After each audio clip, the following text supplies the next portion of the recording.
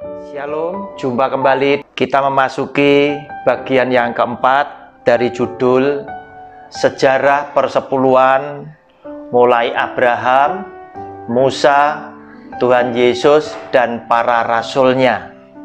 Saudara, judul kecilnya adalah Imam dan Suku Lewi.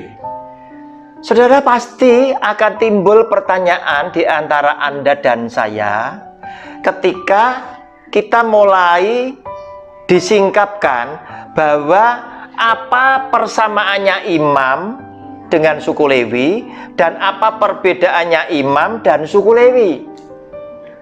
Saudara dikasih oleh Tuhan, bukankah Tuhan berfirman yang boleh melayani di kemah pertemuan itu cuma suku Lewi saja? Dan itu benar.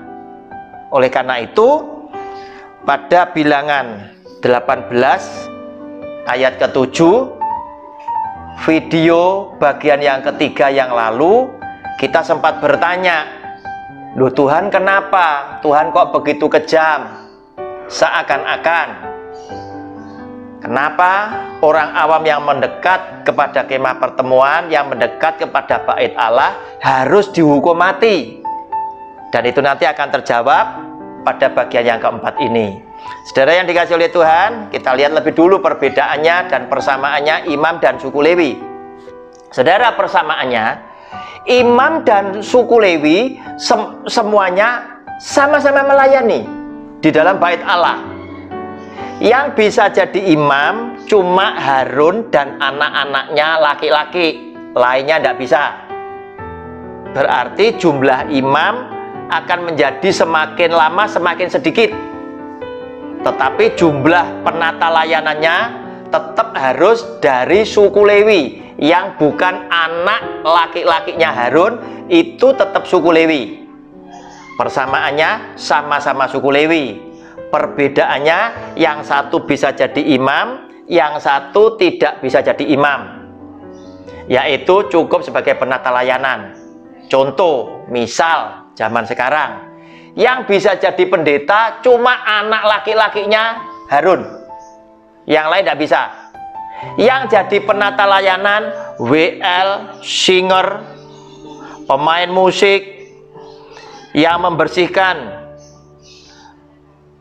kebersihan gereja, yang nunggu parkir, soundman, kolektan, dan lain sebagainya, itu suku Lewi. Orang awam tidak boleh mendekat di situ. Nah, saudara yang dikasih oleh Tuhan, sekarang kita menjawab teka-teki kita, kenapa Tuhan berkata orang awam tidak boleh ke sana, tidak boleh ikut melayani. Saudara, ternyata di dalam Bilangan pasal 16 kita temukan lewat ayat 9 dan 10 ada cerita kelompok daripada Korah, Datan, dan Abiram itu bersama dengan 250 pengikutnya itu sedang berontak kepada Tuhan lewat Musa. Mereka dari suku Lewi, sudah dari suku Lewi. Mereka berontak sama Musa, kepinginnya jabatan imam itu diperebutkan. Saudara, sejak dulu jabatan ini menarik. Buktinya apa? Ada kelompok Korah, Datan, dan Abiram yang adalah kelompok dari suku Lewi. Ternyata mereka ini masih menginginkan jabatan sebagai imam.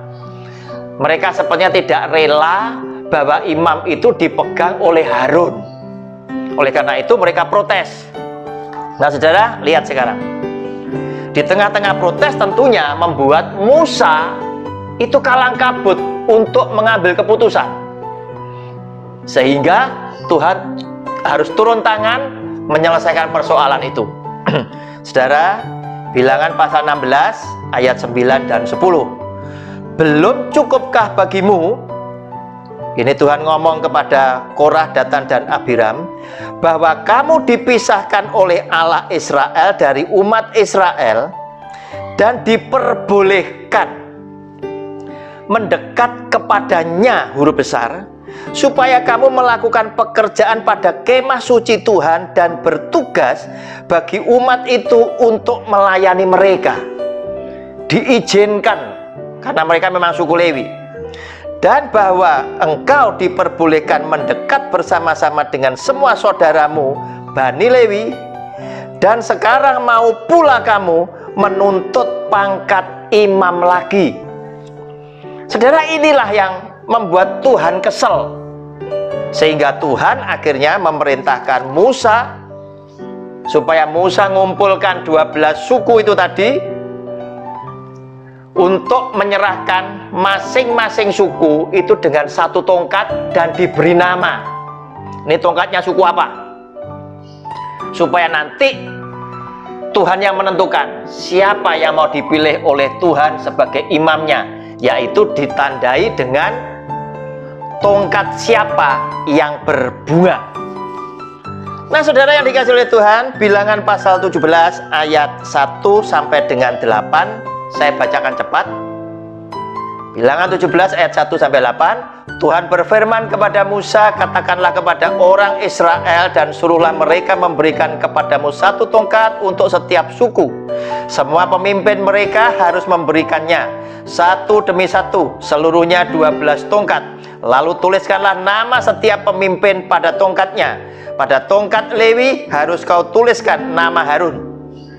Bagi setiap kepala suku harus ada satu tongkat. Kemudian haruslah kau letakkan semuanya itu di dalam kemah pertemuan di hadapan tabut hukum, tempat aku biasa bertemu dengan kamu. Dan orang yang kupilih, tongkat orang itulah akan bertunas.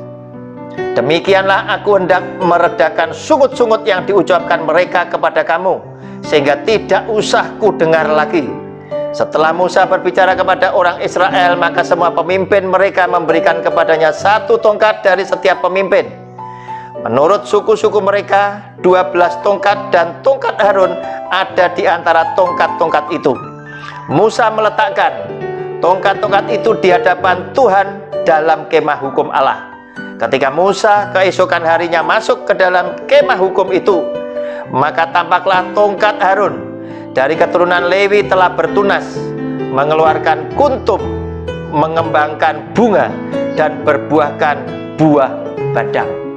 Saudara, inilah pertolongan Tuhan kepada Musa. Di tengah-tengah Musa tidak bisa mengambil keputusan karena semuanya protes minta jabatan imam yang dikomandani oleh Korah.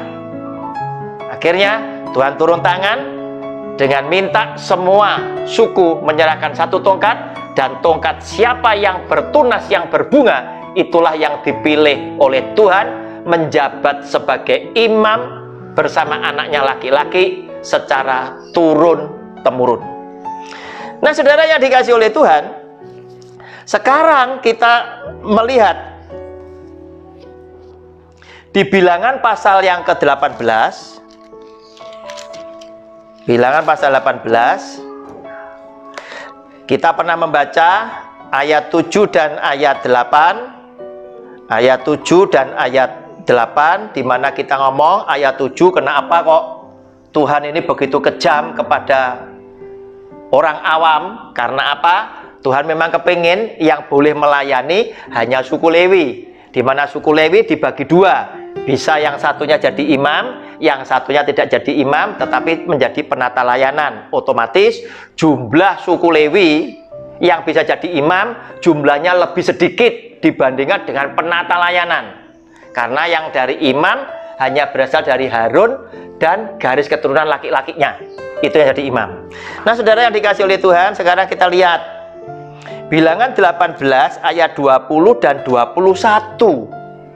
Ini Tuhan mengulang ngomong sama Musa untuk dicatat, yaitu Tuhan berfirman kepada Harun, di negeri mereka engkau tidak akan mendapat milik pusaka dan tidak akan beroleh bagian di tengah-tengah mereka.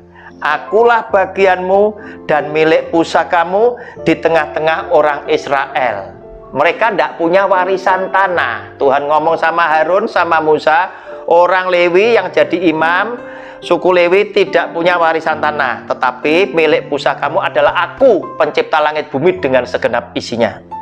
Mengenai Bani Lewi, sesungguhnya Aku berikan kepada mereka segala persembahan persepuluhan di antara orang Israel sebagai milik pusakanya, untuk membalas pekerjaan yang dilakukan mereka, pekerjaan pada kemah pertemuan. Saudara, sudah jelas oleh Tuhan, sebagai gantinya mereka tidak bekerja, maka 11 suku yang lainnya itu nanti yang diperintahkan untuk mempersembahkan persepuluhan kepada Tuhan.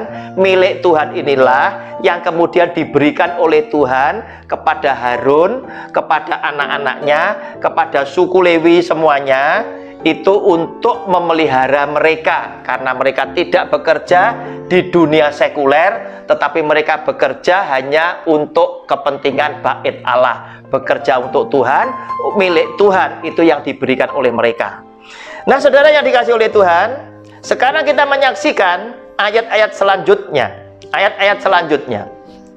Maka janganlah lagi, ayat 22 sampai dengan 28, maka janganlah lagi orang Israel mendekat kepada kemah pertemuan sehingga mereka mendatangkan dosa kepada dirinya lalu mati. Maksudnya orang awam tidak boleh, di luar suku Lewi tidak boleh mendekat ke sana. Tetapi orang Lewi, mereka lah yang harus melakukan pekerjaan pada kemah pertemuan, dan mereka harus menanggung akibat kesalahan mereka.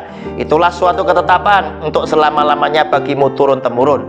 Mereka tidak akan mendapat milik pusaka di tengah-tengah orang Israel, sebab persembahan persepuluhan yang dipersembahkan orang Israel kepada Tuhan sebagai persembahan khusus kuberikan kepada orang Lewi sebagai milik pusakanya. Itulah sebabnya Aku telah berfirman tentang mereka. Mereka tidak akan mendapat milik pusaka di tengah-tengah orang Israel. Tuhan berfirman kepada Musa, lagi haruslah engkau berbicara kepada orang Lewi dan berkata kepada mereka, apabila kamu menerima dari pihak orang Israel persembahan persepuluhan yang kuberikan kepadamu dari pihak mereka sebagai milik pusakamu, suku Lewi dikasih tahu, maka haruslah kamu mempersembahkan sebagian daripadanya. Persepuluhan yang kamu terima sebagai persembahan khusus kepada Tuhan, yakni persembahan persepuluhanmu dari persembahan persepuluhan itu. Dan persembahan itu akan diperhitungkan sebagai persembahan khususmu, sama seperti gandum dari tempat pengirikan dan sama seperti hasil dari tempat pemerasan anggur. Secara demikian kamu pun harus mempersembahkan sebagai persembahan khusus kepada Tuhan sebagian dari segala persembahan persepuluhan yang kamu terima dari pihak orang Israel, dan yang dipersembahkan daripadanya sebagai persembahan khusus kepada Tuhan haruslah kamu serahkan kepada Imam Harun. Nah, saudara yang dikasih oleh Tuhan, lewat apa yang kita baca, akhirnya kita tahu bahwa suku Lewi lah yang sesungguhnya oleh Tuhan diberi 10% persembahan sebagai milik Tuhan, diberikan kepada suku Lewi sebagai pemeliharaan dari Tuhan atas mereka yang bekerja di bait Allah. Tetapi saudara, sekarang kita harus milih bagaimanakah pembagiannya. Setelah dapat dari orang Israel, di situ ada dua, yaitu ada imam Harun dan anak-anaknya, kemudian ada suku Lewi, yaitu penata layanannya. Bagaimana cara mengatur pembagiannya ini? Yang saat ini kita ketahui di masyarakat, di gereja maksud saya, yang ngaku suku Lewi hanya pendeta dan keluarganya, sehingga persepuluhan semua dia yang kelola, dia yang nikmati bersama anak cucunya. Penata layanannya kebagian apa? Sebuah tanda tanya.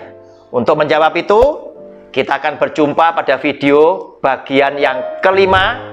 Kita akan buka tuntas apa yang ditulis di dalam Alkitab, sehingga kita bisa tahu yang sesungguhnya, yang sebenarnya pembagiannya yang dikehendaki oleh Tuhan seperti apa.